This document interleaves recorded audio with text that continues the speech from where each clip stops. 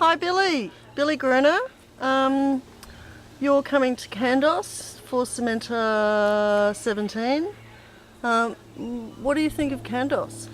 I've been to Candos many times over the years. I've been to the other festivals. It's a great place.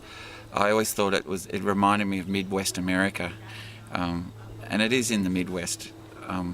However, it's also in Derby country, which is just amazing, and the Gardens of Stone. So I'm very familiar with it now, and I really like it. And you're doing, do you know what you're planning to do for Cementa17? Yeah, we commissioned in a project called the IAP, and we set up pretty much especially for that, and that's an acronym for the Indigenous Artist Project, and it's really a collaboration between Graham Davis King and myself and an architect called Craig Johnson, and we talked to Graham quite a bit about things, and I've had previous involvement with Graham building humpies for the West Project and for MAP and so on, and we got very interested in the traditions of the Indigenous temporary dwellings, and especially interested in the fact that they were really overnight shelters, and often they would be used for much longer and returned to and so on. And it's an incredible tradition, and we talked to Graham about this a lot, and we also talked about Graham wanting, he wanted to be understood also as a contemporary artist as well as the activist that he is, and we decided that it would be really exciting to work together in a collaboration. So we set up an idea that where we would just bring some skills with us together, and Graham would lead the project as he has done, and we would do a contemporary version of what people used to call humpies, and Graham calls them Nura. He's a Wiradjuri man, and so from that we set up the program, and we started into it with architectural drawings.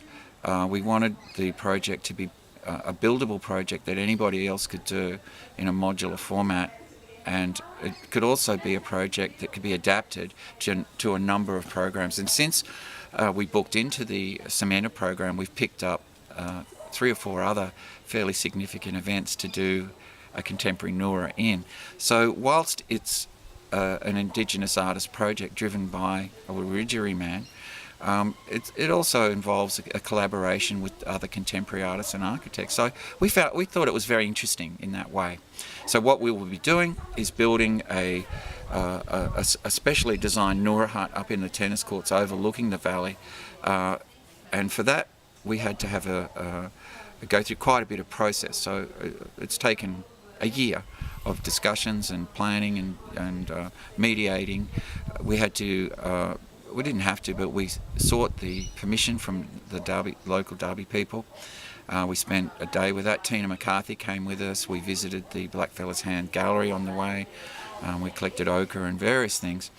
And we explained to them what we were going to do, and did they think that would be all right. And the good news was that they felt that we were suitable, and it was sort of approved as a work that could be done in that country by these people.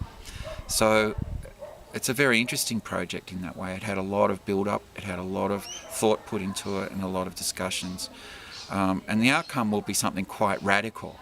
What I'll be bringing with me is there was a crossover for Graham and I early on when we met and became friends. He was interested in my punk studios, which were these strange site-specific little buildings or erections or whatever you might want to call them, and I'd invite an artist to put work in it, and this would be occupied in a temporary way. The Map Space program, where we had 45 artists in the cultural centre, was actually in a very large punk studio that I built and installed into the gallery, and it was for those who visited will know what I'm talking about. It was like a house inside of the gallery. Wow, that's fantastic. Well, yeah, okay, well, we're looking forward to seeing it, and thank you for talking to us. Pleasure.